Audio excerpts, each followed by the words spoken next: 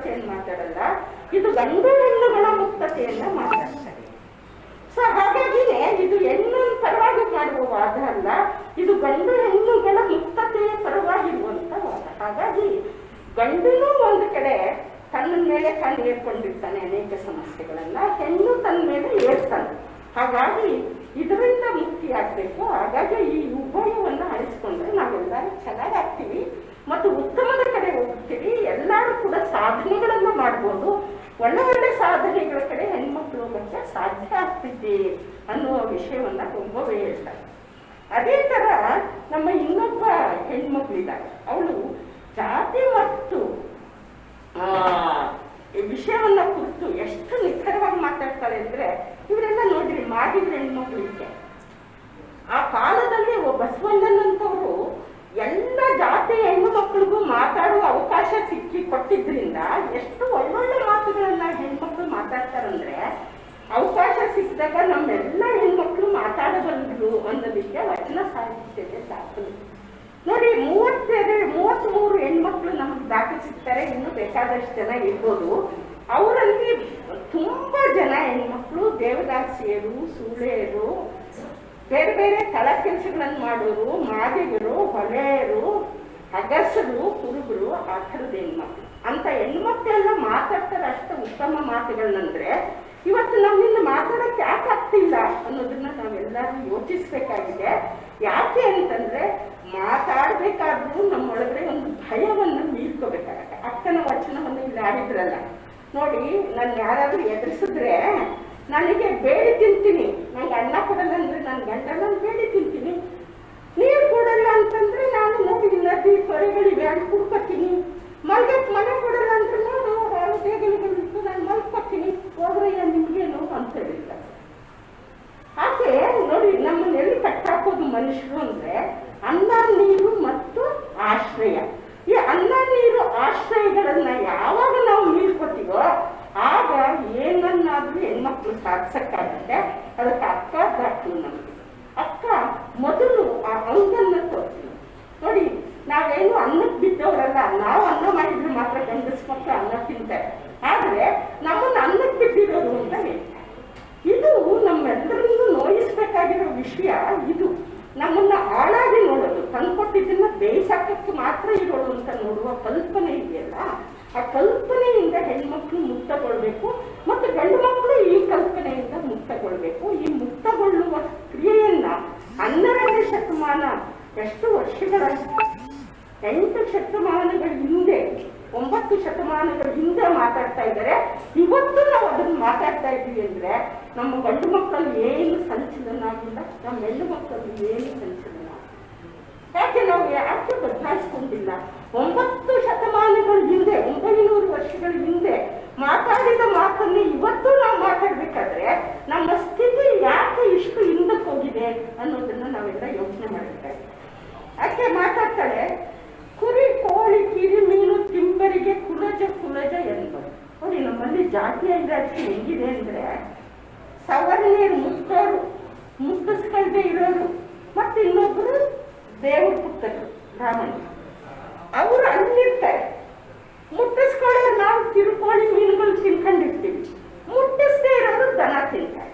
ನೋಡಿ, ಅದನ್ನ ನಾವು ಎಷ್ಟು ಚೆನ್ನಾಗಿ ಹೇಳ್ತಾರೆ ಅಂದ್ರೆ, ಕುರಿ, ಕೋಳಿ, ಕಿರು, ಮೀನು, ತಿಂಬರಿಗೆ ಕುಲಜ ಎಂಬರು, ಶಿವಂಗೆ ಪಂಚಾಮೃತವ ಕರೆಯುವ ಪಶುವ ತಿಂಬ ಮಾದಿಗ ಕೀಳು ಜಾತಿ ಎಂಬರು. ಅವರೆಂತೂ ಕೀಳು ಜಾತಿಯಾದರು, ಜಾತಿಗಳು ನೀವೇಕೆ ಕೀಳಾಗಿರೋ? ಬ್ರಾಹ್ಮಣ ಮುಂದದ್ದು ಹುಲ್ಲಿಗೆ, ಬ್ರಾಹ್ಮಣರಿಗೆ ಶೋಭೆಯತವಾಗಿ ನಾಯಿ ನೆಚ್ಚು ಹೋಯಿತು. ನಮ್ಗೆ ವಚನ ಅರ್ಥ ಆಗ್ಬೇಕಾಗಿರೋದು ಇಲ್ಲಿಂದ ಈಚೆಗೆ, ಮೇಲೆ ನಮ್ಗೆಲ್ಲ ಅರ್ಥ ಆಗಿದೆ. ಅದೇನಂದ್ರೆ, ಬ್ರಾಹ್ಮಣರುಂದದ್ದು ಹುಲ್ಲಿಗೆ, ಬ್ರಾಹ್ಮಣರಿಗೆ ಶೋಭಿತವಾಗಿ ನಾಯಿ ನೆಚ್ಚಿ ಹೋಯಿತು. ಮಾದಿಗರುಂದಿದ್ದು ಹುಲ್ಲಿಗೆ, ಬ್ರಾಹ್ಮಣರಿಗೆ ಶೋಭಿತವಾಯಿತು. ಅದೆಂತೆಂದಡೆ ಹೊಳೆದಳೆ ಸಿದ್ದಲಿಕೆಯಾಯಿತು, ಸಗ್ಗಳಿಕೆಯಾಯಿತು. ಸಿದ್ದಲಿಕೆಯ ತುಪ್ಪವನ್ನು, ಸಗ್ಗಳಿಕೆಯ ನೀರನ್ನು ಶುದ್ಧವೆಂದು ಕುಡಿದ ಈ ಬುದ್ಧಿಗೇಡಿ ವಿಪ್ರನಿಗೆ ನಾಯಿನ ತಪ್ಪದೆಯ ಉರ್ಲಿಂಗ ಪದ್ಯಗಳ ನೋಡಿ. ಬ್ರಾಹ್ಮಣ ಉಂದಿದ್ದು ಹುಲ್ಲಿಗೆ, ಬ್ರಾಹ್ಮಣನಿಗೆ ಇತ್ತು. ನಮ್ಮ ಪುಲ್ಲಿ ಅಂತಾರೆ ಬೆಕ್ಕು, ಅವರಿಗೆ ಹಾಲು ಅಂತ, ಹಾಲು ಅವರಿಗೆ ಮತ್ತು ಪುಲ್ಲಿಗೆ ಶೋಭಿತ ಇತ್ತು. ಆದರೆ ಮಾದಿಗರುಂದಿದ್ದು ಪುಲ್ಲಿಗೆ ಬ್ರಾಹ್ಮಣರಿಗೆ ಶೋಭಿತವಾಯಿತು, ಬೆಕ್ಕುಗೂ ಶೋಭಿತ ಆಯಿತು, ಮಾದಿಗರುನ್ನದು ಬ್ರಾಹ್ಮಣರಿಗೂ ಶೋಭಿತ ಆಯಿತು. ಇದೇನಪ್ಪ ಹಿಂಗೆ?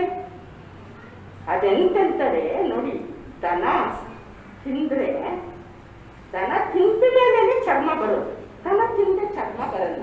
ಆ ಚರ್ಮದಲ್ಲಿ ಮಾಡಿದ ಸಿದ್ದಳಿಕೆ ಮತ್ತು ಸಗ್ಗಳಿಕೆ ಎರಡು ಪಾತ್ರೆಗಳವು. ಚರ್ಮದಲ್ಲಿ ಮಾಡಿದ ಎರಡು ಪಾತ್ರೆಗಳವು, ಸಿದ್ದಳಿಕೆ ಮತ್ತು ಸಗ್ಗಳಿಕೆ. ಅದರಲ್ಲಿ ತುಪ್ಪ ಮತ್ತು ನೀರಿಟ್ಕೊಂಡ್ರೆ ಅದು ಅತ್ಯಂತ ಶ್ರೇಷ್ಠವಾದದ್ದು ಅನ್ನೋದು ನಂಬಿಕೆ. ಅತ್ಯಂತ ನೋಡಿ, ದನದ ಚರ್ಮದಲ್ಲಿ ನೀರಿಟ್ಕೊಂಡು ಕುಡಿದ್ರೆ, ದನದ ಚರ್ಮದಲ್ಲಿ ತುಪ್ಪ ಇಟ್ಕೊಂಡು ತಿಂದ್ರೆ ಅದು ಅತ್ಯಂತ ಶ್ರೇಷ್ಠ. ಅದಕ್ಕೆ ಅವ್ರು ಹೇಳ್ತಾರೆ, ಅದೆಂತೆಂದರೆ ಅಂದ್ರೆ ಸಿದ್ದಳಿಕೆ ಆಯ್ತು, ಸಗ್ಗಳಿಕೆ ಆಯ್ತು. ನಾವು ತಿಂದು ಬಿಟ್ಟ ಮೇಲೆ ಬರುವ ಚರ್ಮ ಸಿದ್ದಳಿಕೆ ಆಯ್ತು ಮತ್ತು ಸಗ್ಗಳಿಕೆ ಆಯ್ತು. ಅದನ್ನ ಸಿದ್ದಳಿಕೆಯ ತುಪ್ಪವನ್ನು, ಸಗ್ಗಳಿಕೆಯ ನೀರನ್ನು ಕುಡಿದ, ಶುದ್ಧವೆಂದು ಕುಡಿದ ವಿಪ್ರ, ಅವೆರಡು ತುಂಬಾ ಶ್ರೇಷ್ಠ, ಅತ್ಯಂತ ಶ್ರೇಷ್ಠ. ಶುದ್ಧ ಅಂತ ಕುಡಿದ ವಿಪ್ರ ಅವನ ಬುದ್ಧಿಗೆ ನಾಯಿನರಿಗೆ ನೆತ್ತಿ ಹೋಗಿ ಅಂತ ಅವಳು ಬೈತಾಳೆ. ಅಂದ್ರೆ ಈ ಆಹಾರ ಸೈಕಲ್ಲೇ ಹಂಗಿರೋದು, ನಮ್ಮ ಚೈನೇ ಹಂಗಿರೋದು, ಒಂದಕ್ಕೊಂದು. ಆದರೆ ಇವತ್ತು ಭಾರತ ಈ ಸೈಕಲನ್ನ ಹೊಡಿಲಿಕ್ಕೆ ಎಂತೆಂಥ ಹೋರಾಟಗಳು ನಡೆಸ್ತಾ ಇದೆ ಅನ್ನೋದು ನಾವು ಅದನ್ನ, ಆ ಚರಿತ್ರೆ ಪಕ್ಕಕ್ಕಿಡೋಣ, ಈಗ ಮಾತಾಡುವ ಚರಿತ್ರೆ ಅಲ್ಲ.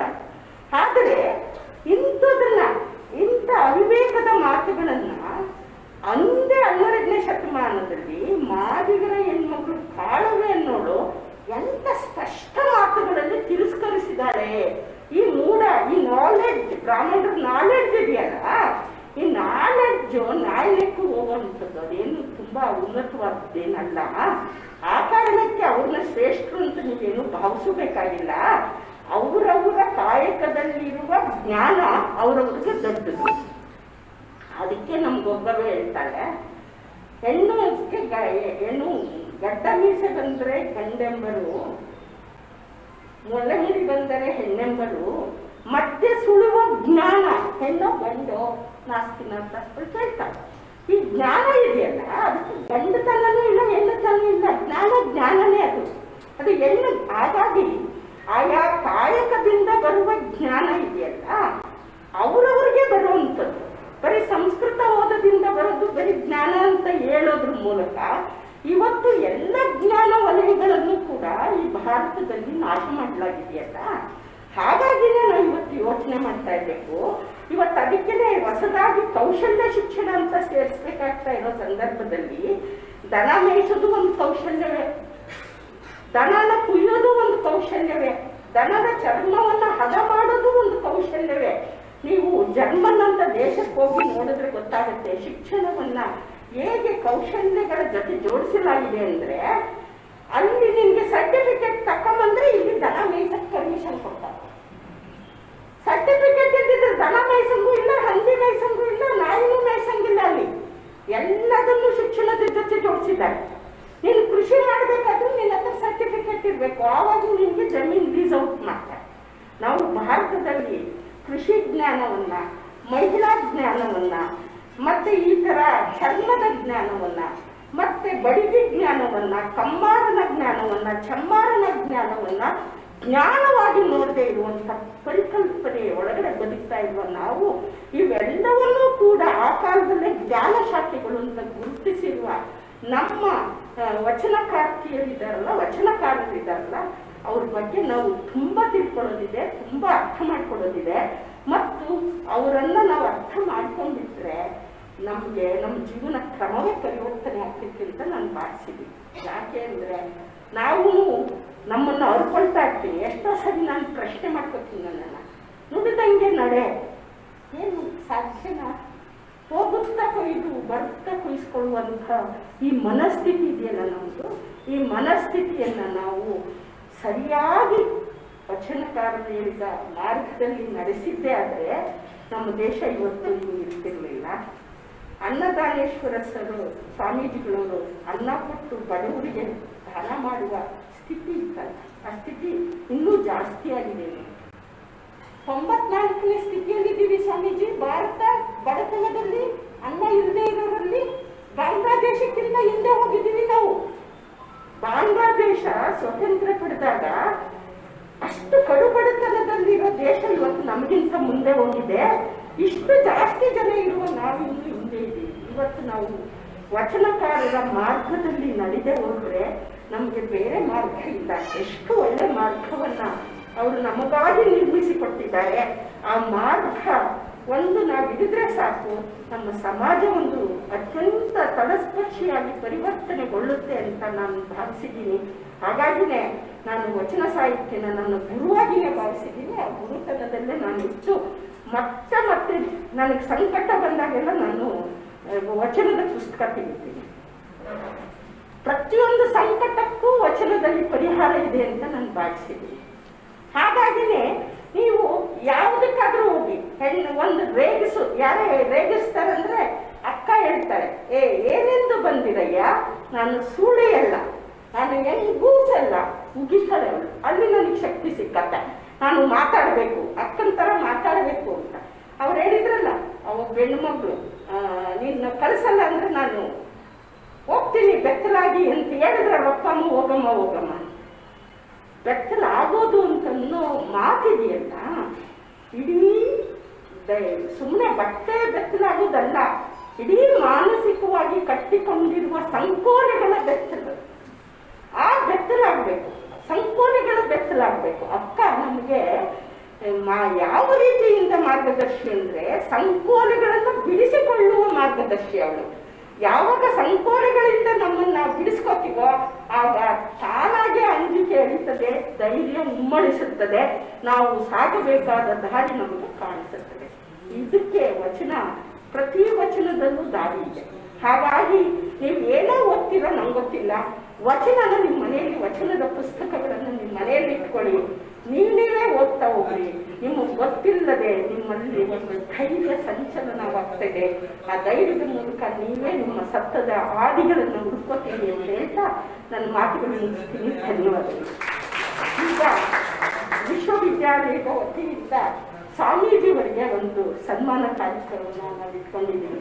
ಸ್ವಾಮೀಜಿಯವರು ಅದನ್ನು ಸ್ವೀಕರಿಸಬೇಕಾಗಿ ನಾನು ನಮ್ಮ ಕಡೆಯಿಂದ ಕೇಳ್ಕೊಂಡಿದ್ದೀನಿ.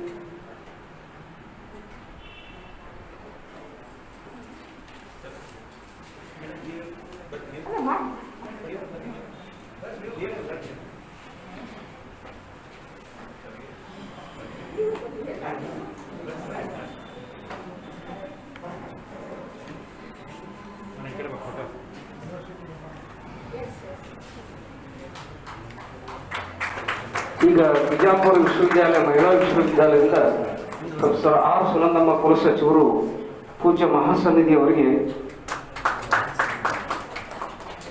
ಗೌರವ ಸಮರ್ಪಣೆಯನ್ನು ಮಾಡ್ತಾ ಇದ್ದಾರೆ. ಆ ಒಂದು ಕಾರ್ಯಕ್ರಮದಲ್ಲಿ ವಿಜಯಪುರ ಮಹಿಳಾ ವಿಶ್ವವಿದ್ಯಾಲಯದ ಎಲ್ಲ ಮಹಾನ್ ಅತಿಥಿಗಳು ಭಾಗವಹಿಸಿದ್ದಾರೆ.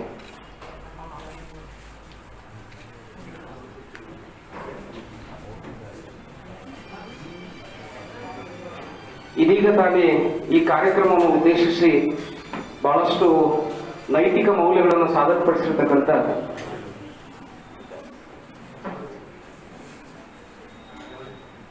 ಅದೇ ರೀತಿಯಾಗಿ ಕರ್ನಾಟಕ ಮಹಿಳಾ ವಿಶ್ವವಿದ್ಯಾಲಯದ ಸಿಬ್ಬಂದಿ ಈ ಕಾರ್ಯಕ್ರಮದಲ್ಲಿ ಪಾಲ್ಗೊಂಡಂತ ಮಹನೀಯರು ಕರ್ನಾಟಕ ರಾಜ್ಯದ ಯೋಜನಾ ಆಯೋಗದ ಸದಸ್ಯರಾಗಿ ಆಯ್ಕೆಯಾಗಿರ್ತಕ್ಕಂಥ ಶ್ರೀ ಜಗದ್ಗುರು ಅನ್ನದಾನೇಶ್ವರ ವಿದ್ಯಾಸಮಿತಿಯ ಆಡಳಿತಾಧಿಕಾರಿಗಳಂತ ಮಾನ್ಯ ಶ್ರೀ ಡಾಕ್ಟರ್ BG ಜವಳೀಶ್ವರ್ ಅವರಿಗೆ ಆ ಸಿಬ್ಬಂದಿ ಬಾಂಧವರು ಅವರಿಗೆ ಸನ್ಮಾನಿಸಬೇಕು ಅಂತ ಹೇಳಿ ಅವರಲ್ಲಿ ವಿನಂತಿಸಿಕೊಂಡು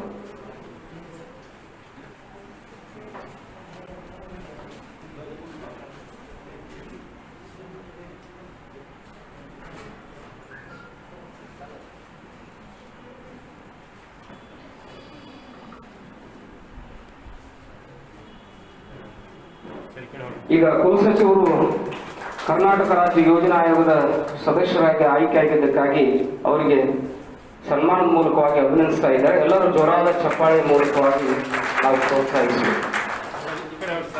ಸರ್ ಈ ಕಡೆ ನೋಡಿ. ಎಲ್ರಿಗೂ ಧನ್ಯವಾದಗಳು. ಈಗ ಶ್ರೀ ಜಗದ್ಗುರು ಅನ್ನದಾನೇಶ್ವರ ಶ್ರೀಮಠದಿಂದ ಪೂಜ್ಯ ಮಹಾಸನ್ನಿಧಿಯವರು ಕರ್ನಾಟಕ ರಾಜ್ಯ ಅಕ್ಕಮಹಾದೇವಿ ಮಹಿಳಾ ವಿಶ್ವವಿದ್ಯಾಲಯದ ಕುಲಸಚಿವರಾಗಿರ್ತಕ್ಕಂಥ ಪ್ರೊಫೆಸರ್ ಆರ್ ಸುನಂದಮ್ಮ ಇವರಿಗೆ ಪೂಜ್ಯ ಮಹಾಸನ್ನಿಧಿಯವರು ಗುರುರಕ್ಷೆಯನ್ನ ಮಾಡ್ತಾ ಇದ್ದಾರೆ.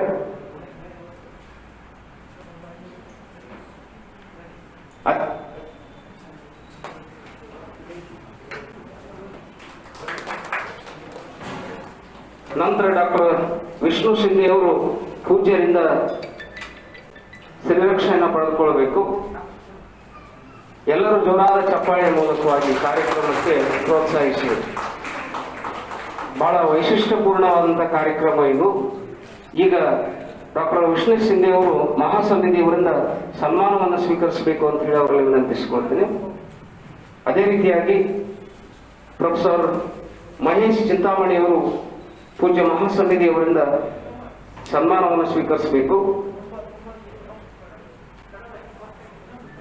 ಅದೇ ರೀತಿಯಾಗಿ ಡಾಕ್ಟರ್ ಎಂ ನಾಗರಾಜ್ ಅವರು ಸಹಿತವಾಗಿ ಪೂಜ್ಯ ಮಹಾಸನ್ನಿಧಿಯವರಿಂದ ಸನ್ಮಾನವನ್ನು ಸ್ವೀಕರಿಸಬೇಕು.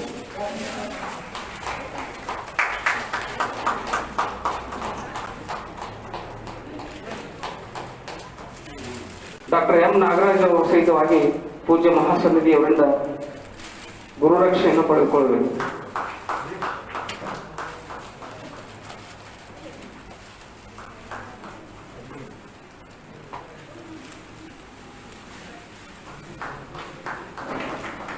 ಅದೇ ರೀತಿಯಾಗಿ ಈ ಸಮಾರಂಭದಲ್ಲಿ ಸಾನ್ನಿಧ್ಯ ವಹಿಸಿರ್ತಕ್ಕಂಥ ಮಣಿಪುರ ಚನ್ನವೀರ ಸ್ವಾಮಿಗಳು ಲಿಂಗನಾಯಕನಹಳ್ಳಿ ಪೂಜ್ಯರಿಗೆ ಶ್ರೀ ಮಹಾಸನ್ನಿಧಿಯವರಿಂದ ಈಗ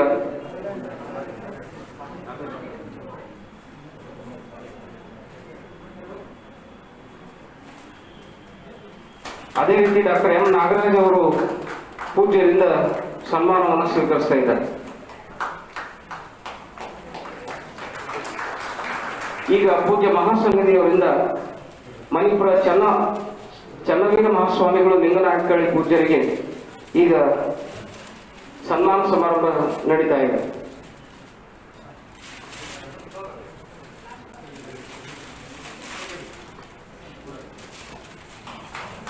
ಎಲ್ಲರೂ ಜೋರಾದ ಚಪ್ಪಾಳೆ ಮೂಲಕವಾಗಿ ಕಾರ್ಯಕ್ರಮಕ್ಕೆ ಶೋಭೆ ತರಬೇಕು.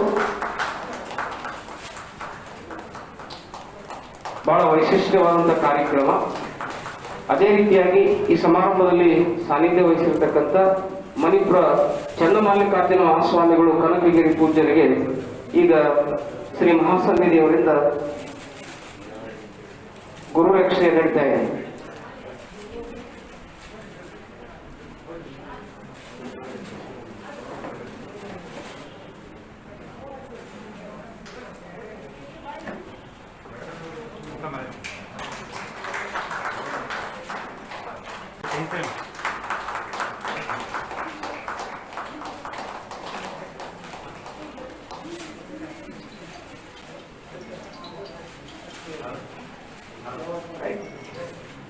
ಶ್ರೀ ಜಗದ್ಗುರು ಅನ್ನದಾನೇಶ್ವರ ವಿದ್ಯಾಸಮಿತಿ ಗದಗ ನರಸಾಪುರದ ಪ್ರೌಢಶಾಲೆ ಪದವಿ ಪೂರ್ವ ಕಾಲೇಜು ಹಾಗೂ ಜಗದ್ಗುರು ಅನ್ನದಾನೇಶ್ವರ ಮಹಿಳಾ ವಾಣಿಜ್ಯ ಕಾಲೇಜುಗಳ ಪರವಾಗಿ ನಮ್ಮ ಶ್ರೀ ಜಗದ್ಗುರು ಅನ್ನದಾನೇಶ್ವರ ವಿದ್ಯಾಸಮಿತಿಯ ಗೌರವಾನ್ವಿತ ಉಪಾಧ್ಯಕ್ಷರಾದ ಮಾನ್ಯ ಶ್ರೀ ಅಂದಾನಪ್ಪ ಪಟ್ಟಣ ಶೆಟ್ಟರ್ ಅವರಿಂದ ಹಾಗೂ ಪ್ರಾಚಾರ್ಯರಾದಂಥ ಅನ್ನದಾನಿ ಹಿರೇಮಠರವರಿಂದ ಹಾಗೂ MH ಪೂಜಾರ್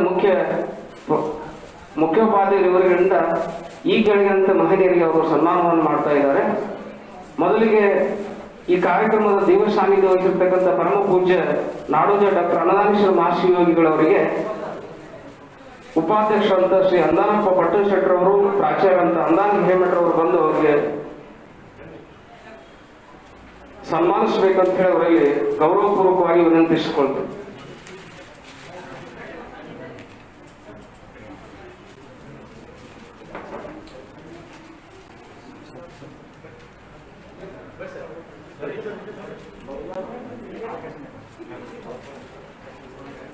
ದಯವಿಟ್ಟು ಅಂದಾನಿ ಹಿರೇಮಠರವರು ವೇದಿಕೆಗೆ ಬರಬೇಕು ಅಂತ ಹೇಳಿ ಅವರಲ್ಲಿ ಕೇಳ್ಕೊಂಡು.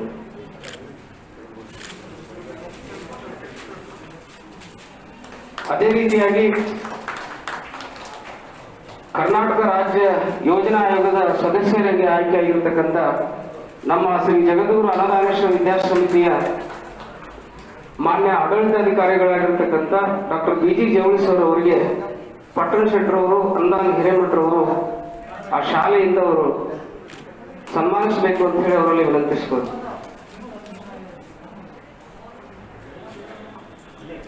ಅದೇ ರೀತಿಯಾಗಿ ಶ್ರೀ SM ಅಗಡಿ ಮುಖ್ಯೋಪಾಧ್ಯಾಯರು ಹಿರೇಮಠಟ್ಟಿ ಮಾಧ್ಯಮಿಕ ಶಾಲಾ ನೌಕರ ಸಂಘದ ಜಿಲ್ಲಾಧ್ಯಕ್ಷರಾಗಿ ಆಯ್ಕೆಯಾಗಿದ್ದಕ್ಕಾಗಿ ಅವರಿಗೆ ಪಟ್ಟಣ ಶೆಟ್ಟರವರು, ಪ್ರಾಚಾರ್ಯ ಅಂದಾನಿ ಹಿರೇಮಠರವರು ಸನ್ಮಾನಿಸಬೇಕು ಅಂತ ಹೇಳಿ ಅವರಲ್ಲಿ ವಿನಂತಿಸಿಕೊಳ್ತೇನೆ.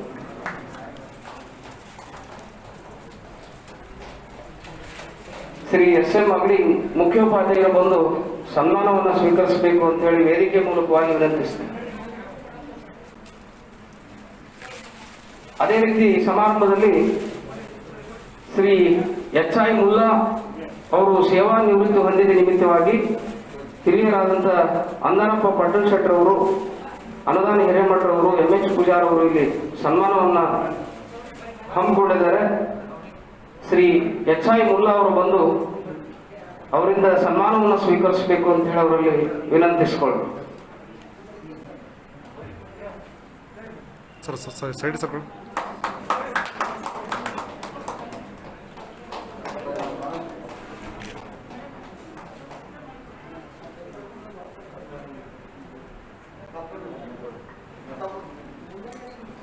SM ಅಗಡಿ ಅವರು ಸನ್ಮಾನವನ್ನು ಸ್ವೀಕರಿಸಬೇಕು ಅಂತ ಹೇಳಿ ಅವರಲ್ಲಿ ವಿನಂತಿ.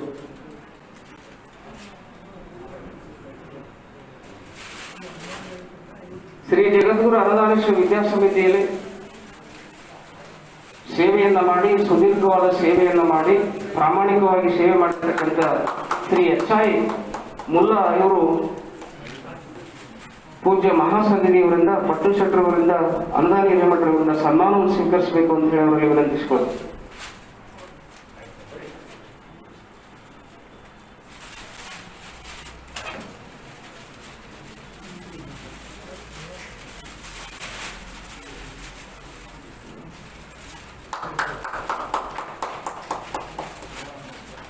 ಅದೇ ರೀತಿಯಾಗಿ ಜಗದ್ಗುರು ಅನಾಥಾಶ್ರಮ ವಿದ್ಯಾಸಮಿತಿ ಗದಗ ನರಸಾಪುರದ ಪ್ರೌಢಶಾಲೆ, ಪದವಿ ಪೂರ್ವ ಕಾಲೇಜು, ಜಗದ್ಗುರು ಅನಾಥಾಶ್ರಮ ಮಹಿಳಾ ವಾಣಿಜ್ಯ ಕಾಲೇಜ್ ಇಲ್ಲಿನ ಪ್ರಾಚಾರ್ಯರಾಗಿರ್ತಕ್ಕಂಥ ಮಾನ್ಯ ಶ್ರೀ ಅನದಾನಿ ಹಿರೇಮಠರವರು ಪದವಿ ಪೂರ್ವ ಕಾಲೇಜಿನ ವಿದ್ಯಾರ್ಥಿಗಳು ಗದಗ ಜಿಲ್ಲೆಯಲ್ಲಿ 107ನೇ ರ್ಯಾಂಕ್ ಅನ್ನ ಪಡೆಯುವುದರ ಮೂಲಕ 107 ಕಾಲೇಜಿನಲ್ಲಿ ನಮ್ಮ ನರಸಾಪುರದ ಕಾಲೇಜು 7ನೇ ರ್ಯಾಂಕ್ನಲ್ಲಿ ಉನ್ನತ ಒಂದು ಸ್ಥಾನ ಹೊಂದಿದ್ದ ನಿಮಿತ್ತವಾಗಿ ಅವರಿಗೆ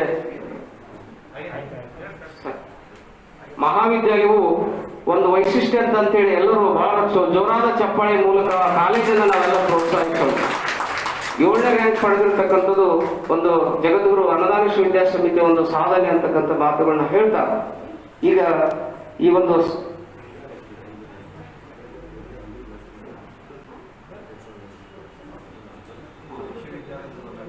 KK ನಂದಿಕೋಲು ಪ್ರೌಢಶಾಲೆಯ ಮುಖ್ಯೋಪಾಧ್ಯಾಯರು ಹಾಗೂ ಸಿಬ್ಬಂದಿ ವರ್ಗದವರಿಂದ ಈ ಒಂದು ಕಾರ್ಯಕ್ರಮದ ನಿಮಿತ್ತವಾಗಿ ಪೂಜ್ಯ ಮಹಾಸನ್ನಿಧಿಯವರಿಗೆ ಒಂದು ಸನ್ಮಾನವನ್ನ ಮಾಡ್ತಾ ಇದ್ದಾರೆ.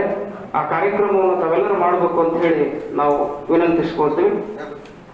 ಆ ಒಂದು ಕಾರ್ಯಕ್ರಮದಲ್ಲಿ ಮಾಜಿ ಜಿಲ್ಲಾ ಪಂಚಾಯತ್ ಸದಸ್ಯರಾದ ಮುಖದರವರು, ಶಿಕ್ಷಣ ಪ್ರೇಮಿಗಳು ಕೂಡ ಈ ಕಾರ್ಯಕ್ರಮದಲ್ಲಿ ಪಾಲ್ಗೊಂಡಿದ್ದಾರೆ. ಎಲ್ಲರೂ ಜೋರಾದ ಚಪ್ಪಾಳೆಯ ಮೂಲಕವಾಗಿ ಈ ಒಂದು ಕಾರ್ಯಕ್ರಮಕ್ಕೆ ಪ್ರೋತ್ಸಾಹಿಸಬೇಕು. ಅದೇ ರೀತಿಯಾಗಿ ಕರ್ನಾಟಕ ರಾಜ್ಯ ಯೋಜನಾ ಆಯೋಗದ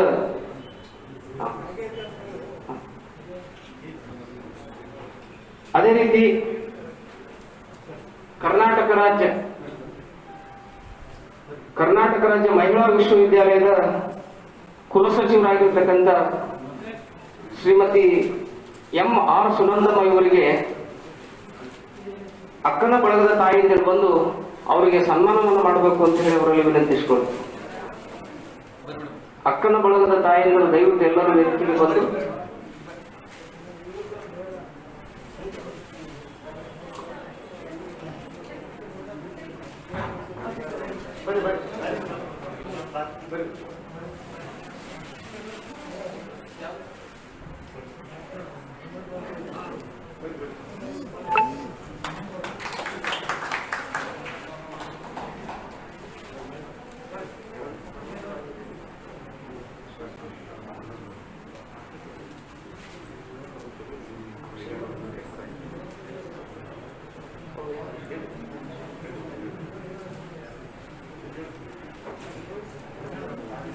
ಮುಂಡರಗಿ ತಾಲೂಕಿನ ಶ್ರೀಮಠದ ಅಕ್ಕನ ಬಳಗ ತಾಯಂದಿರು ಕುಲಸಚಿವರಾದಂಥ ಪ್ರೊಫೆಸರ್ ಆರ್ ಸುನಂದಮ್ಮ ಇವರಿಗೆ ಸನ್ಮಾನ ಮಾಡ್ತಾ ಇದ್ದಾರೆ. ಎಲ್ಲರೂ ಜೋರಾದ ಚಪ್ಪಾಳೆಯ ಮೂಲಕವಾಗಿ ಆ ಕಾರ್ಯಕ್ರಮವನ್ನು ಪ್ರೋತ್ಸಾಹಿಸಬೇಕು.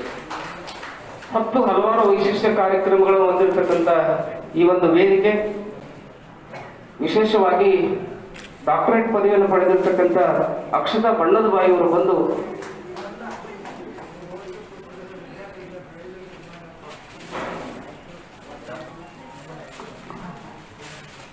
ಡಾಕ್ಟರ್ ಬಣ್ಣದಬಾವಿ ಅವರು ಈ ಅನ್ನದಾನೇಶ್ವರ ಪೀಠ ಪ್ರಾರಂಭವಾಗುವುದಕ್ಕೆ ಸುಮಾರು 10 ಲಕ್ಷ ರೂಪಾಯಿಗಳನ್ನು ಕೊಡುವುದರ ಮೂಲಕ ಅವರಿಗೆ ಈಗ ಸನ್ಮಾನ ಕಾರ್ಯಕ್ರಮ ನಡೀತಾ ಇದೆ.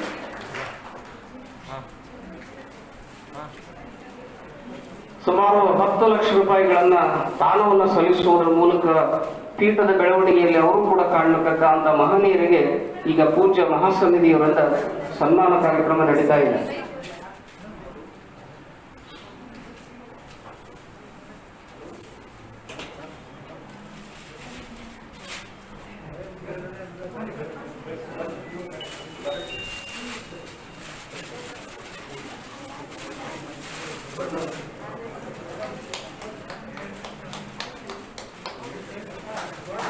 ಎಲ್ಲರೂ ಜೋರಾದ ಚಪ್ಪಾಳೆ ಮೂಲಕ ಇಂಥ ಮಹಾದಾನಿಗಳ ಸೇವೆ ನಿಜವಾಗ್ಲೂ ಬಹಳ ಅವಿಸ್ಮರಣೀಯವಾಗಿರ್ತಕ್ಕಂಥದ್ದು ಅಂತಕ್ಕಂಥದ್ದನ್ನು ನಾವು ಗಮನಿಸಬಹುದು. ಮಹಿಳಾ ವಿಶ್ವವಿದ್ಯಾಲಯದಲ್ಲಿ ಆಗಮಿಸಿದಂತಹ ಡಾಕ್ಟರ್ ಬಳಿಗಾರ್ ಅವರು ವೇದಿಕೆ ಬರಬೇಕು, ಪೂಜ್ಯರಿಂದ ಆಶೀರ್ವಾದ ಪಡ್ಕೊಳ್ಳಬೇಕು.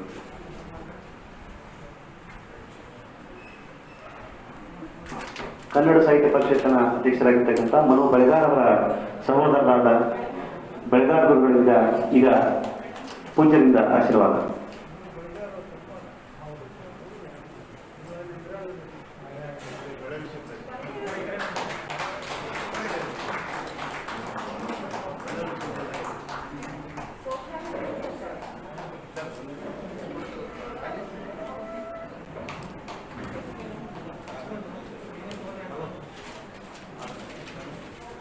ಇದೀಗ ಕನಕಗಿರಿಯ ಪೂಜ್ಯರಿಂದ Shri professor R Sunandamma, professor Mahesh Chintamani, doctor M Nagaraj ಗುರುಗಳು ಬಂದು ಪುಸ್ತಕವನ್ನು ಆಶೀರ್ವಾದ ರೂಪವಾಗಿ ಪಡೆದು ನಾವು ವಿನಂತಿ ಮಾಡ್ಕೊಳ್ಳೋದು.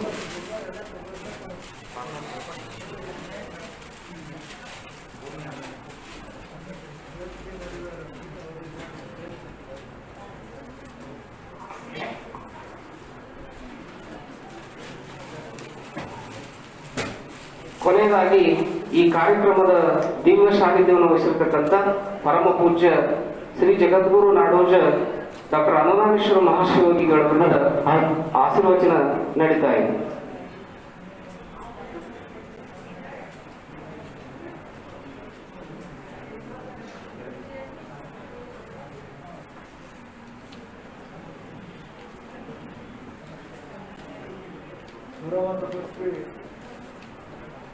ಶ್ರೀ ಜಗದ್ಗುರು ಅನ್ನದಾನೇಶ್ವರರನ್ನ ನೆನೆಯುತ್ತಾ ಬಸವಾದಿ ಶರಣರನ್ನ ಅದು ಅಕ್ಕ ಮಹಾದೇವಿಯನ್ನು ಸ್ಮರಣೆ ಮಾಡುತ್ತಾ ಇಂದು ಕರ್ನಾಟಕ ರಾಜ್ಯ ಅಕ್ಕ ಮಹಾದೇವಿ ಮಹಿಳಾ ವಿಶ್ವವಿದ್ಯಾಲಯ ವಿಜಯಪುರ ಈ ಆಶ್ರಯದಲ್ಲಿ ಮುಂದಡಿಗೆ ಶ್ರೀ ಅನ್ನದಾನೇಶ್ವರ ಶರಣ ಸಾಹಿತ್ಯ ಮತ್ತು ಸಂಸ್ಕೃತಿ ಅಧ್ಯಯನ ಪೀಠ ಇದರಲ್ಲಿ ಸ್ವತಃರಂಗದ ರೂಪಾಂತರವಾಗಿ ಬಿಡುಗಡೆಯಾದ ಶರಣ ದರ್ಶನ ಪುಸ್ತಕ ಲೋಕಾರ್ಪಣೆ ಮುಂದಡಿಗೆಯಲ್ಲಿ ಆದಷ್ಟು ಜಿಲ್ಲಾಡಳಿತ ಬಹಳ ಸಂತೋಷವಾಗಿ ಇಂಥ ಒಂದು ಕಾರ್ಯಕ್ರಮ ನಡೆಯಬೇಕಾದ್ರೆ ಅದು ಬಹಳಷ್ಟು ದೊಡ್ಡ ಒಂದು ಸಾಧನೆ ಅಂತ ಹೇಳಿ ಮುಂದಡಿಗೆ ನಗರಕ್ಕೇನೆ ಇದು ಗೌರವ ತರುವಂತಹದ್ದು.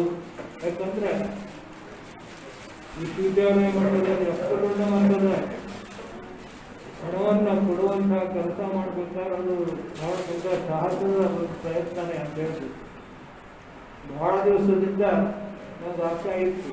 ನಮ್ಮ ಕರ್ನಾಟಕ ವಿಶ್ವವಿದ್ಯಾಲಯದಲ್ಲಾಗಲಿ ಹಂಪಿ ವಿಶ್ವವಿದ್ಯಾಲಯದಲ್ಲಿ ಕೇಳಿದಾಗ ಅದು ನಮ್ಮ ನಿರ್ಗದ ಮಾತಾಯಿತು.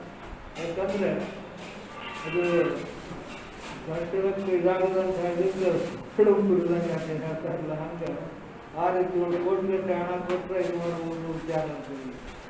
ಆದರೆ ಅದು ನಮ್ಮ ಹಿಂದಿನ ಕುಲಪತಿಗಳಾಗಿರ್ತಕ್ಕಂಥ ಚಂದಾವರ್ಕರ್ ತಾಯಿ ಅವರು ಕಂಡಾಗ ಅವರಿಗೆ ಅವ್ರ ಮುಂದೆ ಪ್ರಸ್ತಾಪ ಮಾಡಿದಾಗ ನೀವು ಎಷ್ಟು ಕೊಡ್ಬೇಕಂತೀರಿ ಏನು ಅಂತೆಲ್ಲ ಕೇಳಿದ್ರು.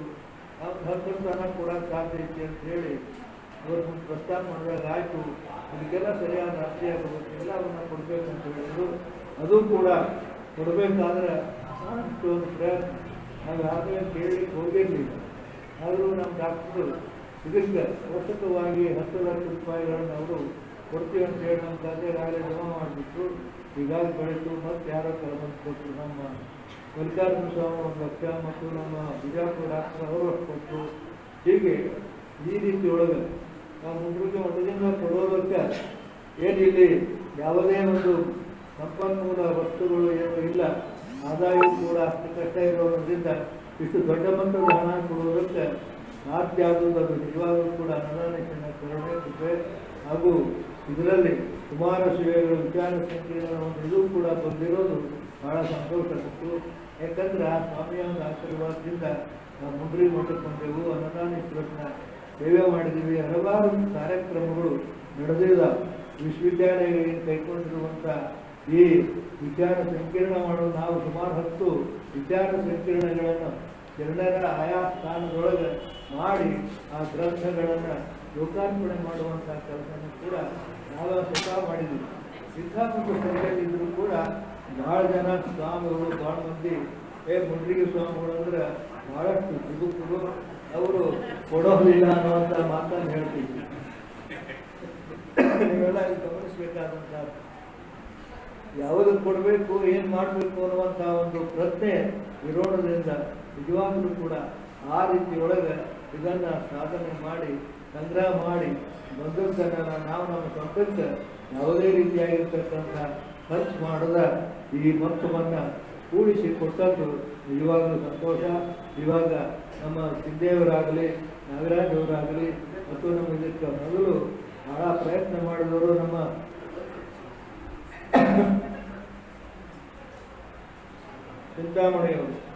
ಚಿಂತಾಮಣಿಯವರು ಕೂಡ ಮೊದಲು ಅವರಿಗೆ ಮುಂದೆ ಬಂದು ಪುಸ್ತಕಗಳನ್ನು ಓದಿದ್ರು ಮತ್ತು ಬೇರೆ ಬೇರೆ ರೀತಿಯಿಂದ ಸಲಹಾ ಸೂಚನೆಗಳನ್ನು ಕೊಟ್ಟಂಥದ್ದು. ಹಾಗೆ ಇವರೆಲ್ಲರ ಒಂದು ಪ್ರಯತ್ನ, ಅವರೆಲ್ಲರ ಒಂದು ಸದಾ ಸೇರಿದಂತೆ ಇವಾಗ ಈ ಇದರೊಳಗೆ ಇಂಥ ಒಂದು ವಿಚಾರ ಸಂಕಿರಣಗಳು ನಡೆದು ಅದರೊಳಗೆ ನಮ್ಮ ಹಿಂದಿನ ಏನು ಕುಲಪತಿಗಳಾಗಿರ್ತಕ್ಕಂಥ ಆ ಕಡೆಯವರು ಮತ್ತು ನಮ್ಮ ತಾಯಿ ಸುನಂದಮ್ಮ ಅವರು ಕೂಡ ಇದರಲ್ಲಿ ನಮ್ಮ ಮಾತುಗಳನ್ನು ಹೇಳಿದ ಇದು ಮಠದ ಬಗ್ಗೆ ಮುಂಡ್ರಿ ಬಗ್ಗೆ ಬಹಳ ಒಳ್ಳೆಯ ಅಭಿಪ್ರಾಯಗಳನ್ನು ವ್ಯಕ್ತ ಮಾಡಿದ್ದಾರೆ. ನಿಜವಾಗಲೂ ಕೂಡ ಇಂಥ ಒಂದು ಗೌರವಕ್ಕೆ ಮುಂಡ್ರಿ ಮಠ ಪಾತ್ರರಾಗಿರುವುದು, ಅದರಲ್ಲೂ ಕೂಡ ಇದು ಅಲ್ಲೇ ಆಗ್ತಕ್ಕಂಥದ್ದು ಕೂಡ ಬಹಳ ಸೂಕ್ತ ಅನಿಸ್ತು. ಯಾಕಂದರೆ ಬಿಜಾಪುರ ಜಿಲ್ಲೆಯೊಳಗೆ ಜನನಿ ಜನ್ಮಭೂಮಿಸ್ಥ ಸ್ವರ್ಗಾದಪಿ ಗರೀಶಿ ಅಂತ ಹೇಳಿದಾಗ ಜನನಿ ಸ್ಥಾನ, ಜನ್ಮಭೂಮಿ ಇವೆಲ್ಲವುಗಳು ಇರುವಂತಹ ದೃಷ್ಟಿಯಿಂದ ನೋಡಿದಾಗ ಅಲ್ಲಿ ಬಿಜಾಪುರ ಜಿಲ್ಲೆ ಬೊಮ್ಮನಹಳ್ಳಿಯಲ್ಲಿ ಆ ಜನನಿ ಹೆಸರು ಹೈಸ್ಕೂಲ್, ಬಸವಾಂಬೆ ರಾಜಗುರು ಅಂತಕ್ಕಂಥ ಹೈಸ್ಕೂಲು ಕೂಡ ಪ್ರಾರಂಭ ಆಯಿತು. ಅದಾದ ಮೇಲೆ ನಾವು ಈ ಅಷ್ಟಮಾದೇವಿ ವಿಶ್ವವಿದ್ಯಾಲಯಕ್ಕೆ ಸುವರ್ಣ ಪದಕವನ್ನು ಕೊಡೋದಕ್ಕೂ ಕೂಡ ಅದೇ ಕಾಲದಾಗ 50,000 ರೂಪಾಯಿಗಳ ಒಂದು ಮೊತ್ತ ಮೊದಲು ಕೊಡ್ತು. ಆಮೇಲೆ ಇದಕ್ಕೆ ಏನು ಅಧ್ಯಯನ ಪೀಠಕ್ಕೆ ಕೊಡಬೇಕು ಅಂತ ಹೇಳಿ ಸಂಕಲ್ಪ ಮಾಡಿ ಅದನ್ನು ಮುಗಿಸುವಂಥ ಕಾರ್ಯಕ್ರಮ ಕೂಡ ಭಾಳ ಅದ್ದೂರಿಯಾಗಿ ವಿಜಯಪುರದಿಂದ ಅಕ್ಕಮಹಾದೇವಿ ವಿಶ್ವವಿದ್ಯಾಲಯದೊಳಗೆ ಅದು ನಡೀತು. ಅದು ಬಹಳ ಸುಂದರವಾಗಿ ಔಚಿತ್ಯಪೂರ್ಣವಾಗಿ ನಡೀತು ಅಂತ ಹೇಳುತ್ತೆ. ಅದೇ ರೀತಿಯೊಳಗೆ ಇವತ್ತಿನ ಈ ಕಾರ್ಯಕ್ರಮವಾದರೂ ಬಹಳ ಸುಂದರವಾಗಿ ನಡೆದಿದೆ ಅನ್ನುವಂಥ ತಾನೇ ಈಗಾಗಲೇ ನಮ್ಮ ಶಿಂದೆಯವರು ಇದು ಮಾಡಿ ಹೇಳಿದರು. ಈ ಗ್ರಂಥ ಬಿಡುಗಡೆ, ಗ್ರಂಥದ ಲೋಕಾರ್ಪಣೆ ಇವೆಲ್ಲವೂ ಕೂಡ ಆಗಬೇಕಾದ್ರೆ ಎಷ್ಟು ಮಹತ್ವಪೂರ್ಣ ಗ್ರಂಥದಲ್ಲಿ ಬಂದಂಥ ವಿಷಯಗಳನ್ನೆಲ್ಲ ಪ್ರಸ್ತಾಪ ಮಾಡಿದರು. ಅದನ್ನು ಇವತ್ತು ನೀವೆಲ್ಲರೂ ತಗೊಂಡು ಓದಿ ಪುಸ್ತಕಗಳ ಕೊಟ್ಟಿದ್ದಾರೆ ಮಠಕ್ಕೆ. ಯಾರು ಬೇಕು ಹೆಸರು ಹೇಳಿದರೆ ಅದು 225 ರೂಪಾಯಿಗೆ ಸಿಗ್ತಿದೆ. 300 ರೂಪಾಯಿ 3 ಬೆಲೆ ಇಟ್ಟಿದ್ದಾರೆ. ಅದನ್ನು ಬೇಕಾದವರು ಹೇಳಿ ಹೆಸರು ಬರೆಸಿದ್ರೆ ತಗೋಬಹುದು. ಹಾಗೆ ಅಂಥ ಒಂದು ಗ್ರಂಥದ ಇದೇನಪ್ಪ ಪುಸ್ತಕ ಅಂತಂದ್ರೆ ಪುಸ್ತಕವೇನೆ ಹಾಳಿಗಳ ಗಂಟಾಂಗ. ಪುಸ್ತಕ ಅಂದ್ರೆ ಹಾಳಿಗಳ ಗಂಟಾಂಗ. ನಿರ್ಜೀವ ವಸ್ತುವು ಅದಲ್ಲ ನೋಡ, ನಿರ್ಜೀವ ವಸ್ತು ಅಲ್ಲ ಪುಸ್ತಕ ಅಂದ್ರೆ. ಜಡಮಾನವರ ಜಡತೆಯ ನೀಗಿಸುವುದು ಪುಸ್ತಕ. ಜಡಮಾನವರ ಜಡತೆಯ ನೀಗಿಸುವುದು. ಒಳ್ಳೆಯ ಗ್ರಂಥಗಳನ್ನು ಓದಿದ್ರೆ ಅವನಲ್ಲಿರ್ತಕ್ಕಂಥ ಜಡತ್ವ, ಅವನಲ್ಲಿರ್ತಕ್ಕಂಥ ಒಂದು ಏನು ಆಲಸ್ಯ ಅದೆಲ್ಲವೂ ಕೂಡ ಹೋಗಬಹುದು. ವಿವೇಕಾನಂದರ ಹಾಗೆ ಬಸವಾದಿ ಶರಣರ ಆಗಲೂ ನಮ್ಮ ತಾಯಿ ಭಾಷಣ ಹೇಳಿದ್ರು, ಏನಾದರೂ ಸಮಸ್ಯೆಗಳು ಬಂದರೆ ಶರಣರ ವಚನಗಳು ಅವು ನಮಗೆ ಮಾರ್ಗದರ್ಶನ ಮಾಡ್ತವೆ ಅಂತ. ಆ ರೀತಿ ಒಳಗೆ ಪುಸ್ತಕ ಅದು ಜಡತೆಯನ್ನು ನೀಗಿಸ್ತದೆ. ನಿರ್ಜೀವತೆಗೆ ಜೀವವಿರುವ ಪುಸ್ತಕವು ಓದಿದಂತೆ ಬೆಳಕು ಬೀರುವ ಪುಸ್ತಕಗಳ ಜ್ಞಾನವ ಮಸ್ತಕದಲ್ಲಿ ಧರಿಸಬೇಕಯ್ಯ ಬಿಡಗಿರಿ ಅಂತ. ಪುಸ್ತಕ ಏನು ಮಾಡ್ತದೆ ಅನ್ನುವಂಥದ್ದನ್ನು ಈ ರೀತಿ ಒಳಗೆ ಇವತ್ತು ನಾವು ತಿಳಿಬೇಕಾಗಿದೆ. ಅದನ್ನು ಬೆಳಕು ಓದಿದಂತೆ ಬೆಳಕು ಬೀರುವ ಪುಸ್ತಕಗಳ ಜ್ಞಾನವ ಮಸ್ತಕದಲ್ಲಿ ಧರಿಸಬೇಕು. ಅದು ನಿಜವಾಗಿ ನಾವು ಮಾಡಬೇಕಾದದ್ದು. ಇಂಥ ಒಂದು ಪುಸ್ತಕಗಳ ಸಂಖ್ಯೆ ಇವತ್ತು ಬಹಳ ಹೆಚ್ಚಿದರೇನು. ಪುಸ್ತಕ ಜ್ಞಾನ ಮಸ್ತಕದಲ್ಲಿ ತುಂಬಬೇಕು. ಪುಸ್ತಕಗಳ ಓದುವವರು ವಿರಳವೇಗ. ಇವಾಗ ಓದುವವರು ಬಹಳ ವಿರಳ. ವಸ್ತು ವೈವಿಧ್ಯತೆಯ ತಿಳಿಸುವ ಪುಸ್ತಕಗಳನ್ನು ಓದಬೇಕು. ಗ್ರಂಥಾಲಯ ಹೆಚ್ಚಿಸಿ ಆಸಕ್ತಿ ಬೆಳೆಸಲಿ ಸರ್ಕಾರ. ಗ್ರಂಥಾಲಯ ನಾಗರಿಕ ಸಂಸ್ಕೃತಿಯ ಸಂವರ್ಧಿಸುವುದಯ ಮುದಗಿರಿ ದೇಶ. ಗ್ರಂಥಾಲಯ ನಿಜವಾಗೂ ಕೂಡ ಒಂದು ಸಂಸ್ಕೃತಿಯನ್ನು ಬೆಳೆಸ್ತದೆ, ಉಳಿಸ್ತದೆ. ಅದಕ್ಕೋಸ್ಕರ ಪುಸ್ತಕಗಳನ್ನು ಸಂಗ್ರಹಿಸಿ ಬಿಡಬೇಕು. ಅದು ನಿಜವಾಗಲೂ ಕೂಡ ಒಮ್ಮೆ ಕುವೆಂಪುವರನ್ನು ಒಬ್ಬ ತರುಣ ಹೋಗಿ ಭೇಟಿಯಾದಾಗ ಅವಾಗ ನಿಮ್ಮಂತ ರಾಮಾಯಣ ಮಹಾದರ್ಶನ ಬೆಲೆ ಭಾಳ ಆಯ್ತು ಅಂತ ಹೇಳಿದರು. ಅವರಿಗೆ ಕವಿಗಳಿಗೆ ಹೇಳಿದಾಗ ಅವರು ಅವನ ಮೇಲೆ ಕಳೆದ ನೋಡಿ, ನೋಡಪ್ಪ ನನ್ನ ಪುಸ್ತಕ ಒಂದು 100 ರೂಪಾಯಿ ಇರ್ಬೋದು, ಏನು ಕಾಲ ಹಾಕ್ಕೊಂಡು ಎಲ್ಲ ನನ್ನ ಬೂಟಿಗೆ ಎಷ್ಟು ಕೊಟ್ಟಿಯಪ್ಪ ಅಂತ ಕೇಳ್ತೀನಿ. ಬೂಟಿಗೆ ಎಷ್ಟು ಕೊಟ್ಟಿದೆ? ಸುಮಾರು 700-800 ರೂಪಾಯಿ. ಇವತ್ತು ಬೂಟು ತರಿಸ್ತೀರಿ, ಯಾರು 100 ರೂಪಾಯಿ ಪುಸ್ತಕ ತಗೊಳ್ಳೋ ಜಾಗತ್ತೆ. ಅದಕ್ಕೆ ಗ್ರಂಥಗಳನ್ನು ಓದಬೇಕು, ಇರಬೇಕು. ಇವಾಗ ಒಳ್ಳೆಯ ಒಂದು ಇದಕ್ಕೆ ಪುಸ್ತಕ ಒಂದು ಆಪ್ತ ಮಿತ್ರನಾಗಿ ಕೆಲಸ ಮಾಡ್ತದೆ. ಅದಕ್ಕೋಸ್ಕರ ಪುಸ್ತಕಗಳನ್ನು ಓದಬೇಕು. ಪುಸ್ತಕವೆಂಬುದು ಒಳ್ಳೆಯ ಸನ್ಮಿತ್ರ ನೋಡ. ಪುಸ್ತಕ ಜ್ಞಾನ ಮಸ್ತಕಕ್ಕೆ ತರಬೇಕು ಅಂದಾಗ ಮಾತ್ರ ಅದು ಪರಿಣಾಮ ಬೀರ್ತದೆ. ಆಯಾ ಕಾಲದ ಸಂಸ್ಕೃತಿಯ ಸೂಚಿಸುವುದು ಪುಸ್ತಕ. ಉತ್ತಮ ಕೃತಿಗಳೇ ನಾಡಿನ ಜೀವಂತ ಸಂಸ್ಕೃತಿಯ ಎಲ್ಲವೇ ಬೆಳಗಿರಿ. ಸಂಸ್ಕೃತಿ ಅಂತಂದ್ರೆ ಪುಸ್ತಕಗಳು. ಆ ರೀತಿಯೊಳಗೆ ನಾವು ಇವತ್ತು ಸುಮಾರು 250 ಪುಸ್ತಕಗಳ ಪ್ರಕಟಣೆ ಮಾಡಿದ್ದೀವಿ. ನಾವು ಬರೆದಿದ್ದು 150 ಪುಸ್ತಕಗಳಾಗಿದ್ದೀವಿ. ಹಾಗೆ ಇವತ್ತು ಎಲ್ಲ ಪುಸ್ತಕಗಳ ಒಂದು ಸಮಗ್ರ ಇದನ್ನು ನಮ್ಮ ಸಮಗ್ರ ಸಾಹಿತ್ಯ ಇದು ಅಂತ ಹೇಳಿ ಸಂಪುಟಗಳು ಅಂತ ಹೇಳಿ 19 ಸಂಪುಟಗಳಲ್ಲಿ ಅವನ್ನು ಹೊರತರಲಾಗಿದೆ. ನಿಜವಾಗಲೂ ಕೂಡ ಅದು ಒಂದು ಕೂಡ ದೊಡ್ಡ ಕೆಲಸ.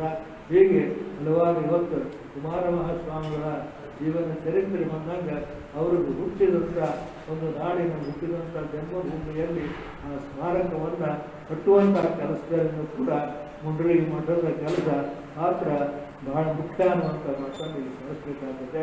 ಹಾಗೆ ಕುಮಾರ ಶ್ರೀಗಳ ಒಂದು ಅನೇಕ ಕಾರ್ಯಕ್ರಮಗಳನ್ನು ಮಾಡಿದ್ದು ಕೂಡ ಉಂಟು. ಈಗ ಇವತ್ತು ಇದರಲ್ಲಿ ಅನೇಕ ಪುಸ್ತಕಗಳಲ್ಲಿ ಒಂದೊಂದು ವಿಚಾರಗಳನ್ನೆಲ್ಲ ತಿಳಿಸಿದ್ದಾರೆ.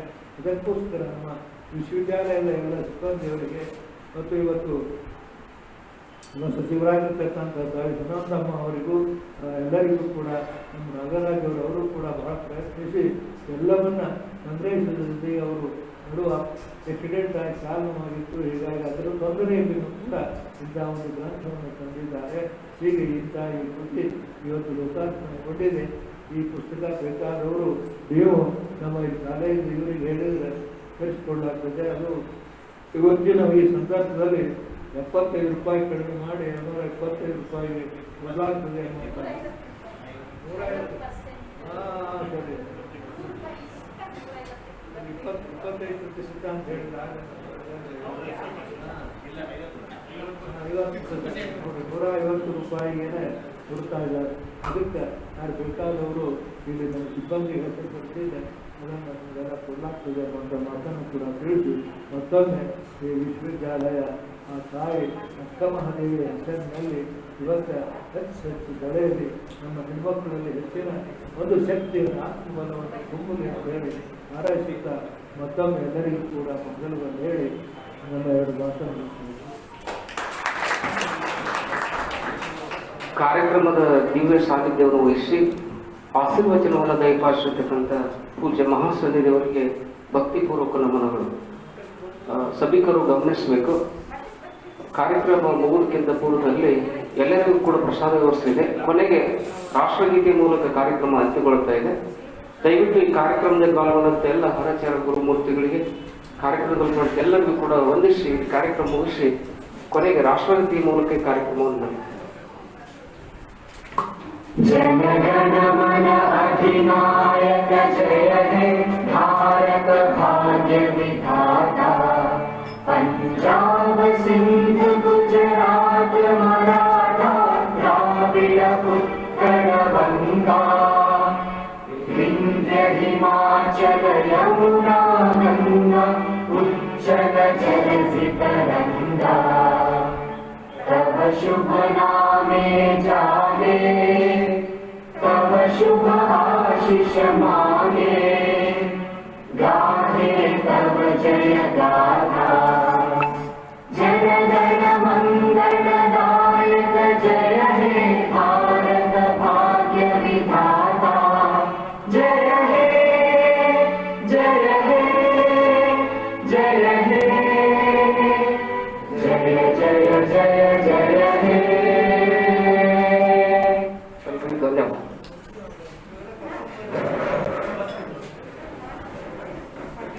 ದಯವಿಟ್ಟು ಎಲ್ಲರಿಗೂ ಪ್ರಸಾದ ವ್ಯವಸ್ಥೆಯನ್ನು ಮಾಡಲಾಗಿದೆ. ಆ ಪ್ರಸಾದವನ್ನು ಸ್ವೀಕರಿಸಬೇಕು ಅಂತ ಹೇಳಿ ಎಲ್ಲರಲ್ಲಿ ಕೂಡ ವಿನಂತಿಸಿಕೊಳ್ತೇನೆ.